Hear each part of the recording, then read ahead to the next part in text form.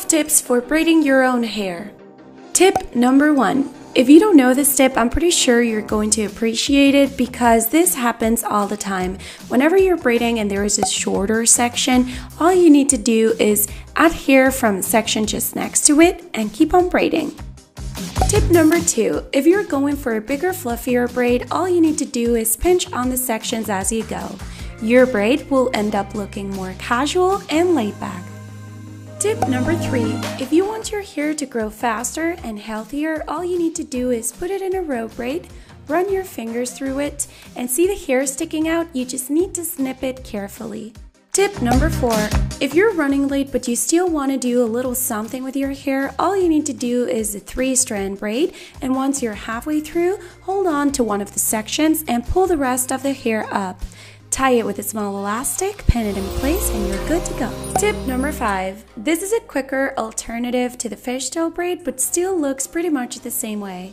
All you need to do is stick your fingers in your hair and flip the ends through, and repeat the same steps until you reach the end. Tie your hair with an elastic and you're done. Tip number 6.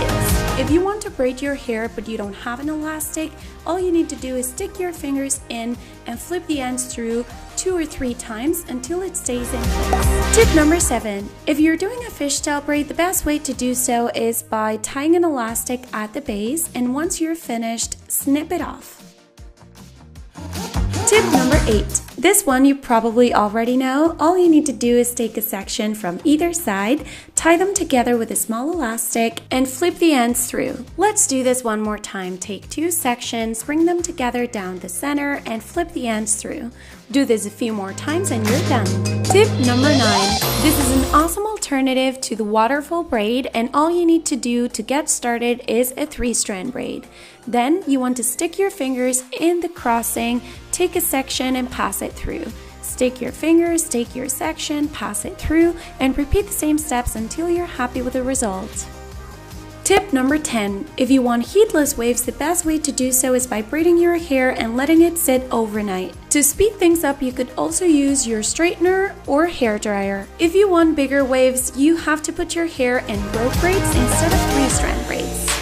Tip number 11. If you find it difficult to French braid your own hair, I recommend you to tie the center part first and braid in the other sections later on. I assure you this way you'll find it a little bit easier. Tip number 12. If you want to secure your braids in place, you can do that with a bobby pin and cover it with a lock of hair. Another option is to stick your hairpin the opposite direction, or take your 2 braids and pass one through the other one. If you enjoyed this video, don't forget to give it a thumbs up and leave your comments down below. Don't forget to subscribe to my channel and follow me on Facebook, Twitter, Instagram, and on my website www.patricjordan.com. Share the love with your friends and see you soon.